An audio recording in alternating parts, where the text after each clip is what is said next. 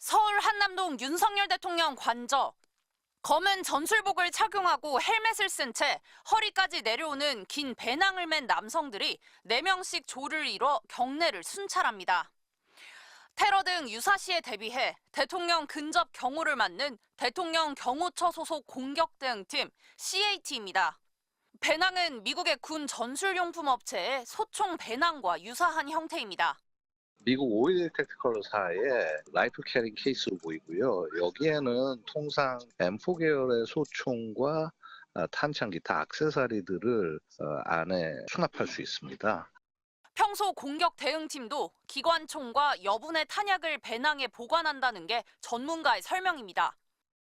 윤석열 대통령의 호위무사를 자처한 김성훈 경호처 차장이 소집한 지난 10일 부과장단 회의에서 중화기로 무장하는 안을 지시했다는 경호처 내부 폭로가 있었습니다. 그 회의 직후부터 무장한 공격대응팀 모습이 잇따라 포착되고 있습니다. 1차 체포영장 집행 전후 시점엔 관저 경내 경호처 직원들은 무기가 안 보이는 평범한 옷차림이었는데 그때와는 분위기가 사뭇 달라진 겁니다. 김성훈 경호처 차장이 전술복과 헬멧 등 복장을 착용하고 언론에 노출되게끔 관저 주변을 순찰해라. 실탄을 포함한 화기는 가방에 넣어 노출되지 않게 휴대하도록 지시했다는 의혹도 제기됐습니다.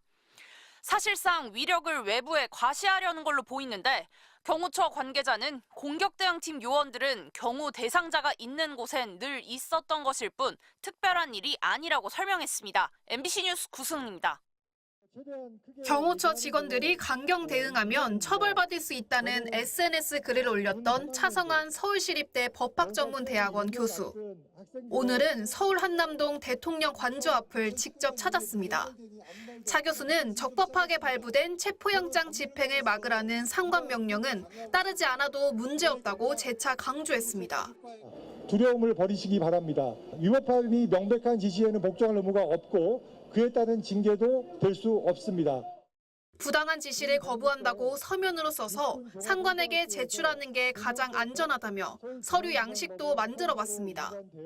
차 교수는 이 부당 지시 거부 소명서를 전달하려고 관저 정문으로 향했습니다. 이 과정에서 탄핵 찬반 집회 참가자들이 몰렸습니다.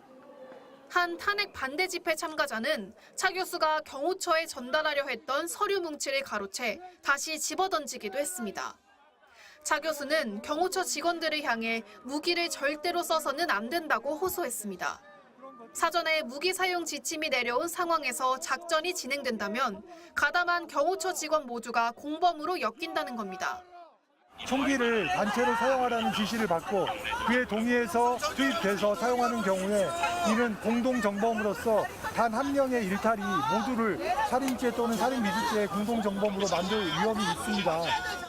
또 무기를 사용하지 않더라도 특수 공무집행 방해죄가 될 수 있다며 누군가 다치면 3년 이상의 징역, 숨지면 무기 또는 5년 이상의 징역을 받을 수 있다고 했습니다.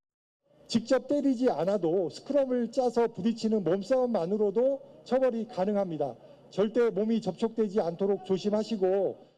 차 교수는 비상계엄이 성공하지 못한 건 젊은 군인들의 소극적 불복종 때문이라며 그 마지막 퍼즐을 경호처 직원들이 맞춰달라고 했습니다. MBC 뉴스 김현지입니다.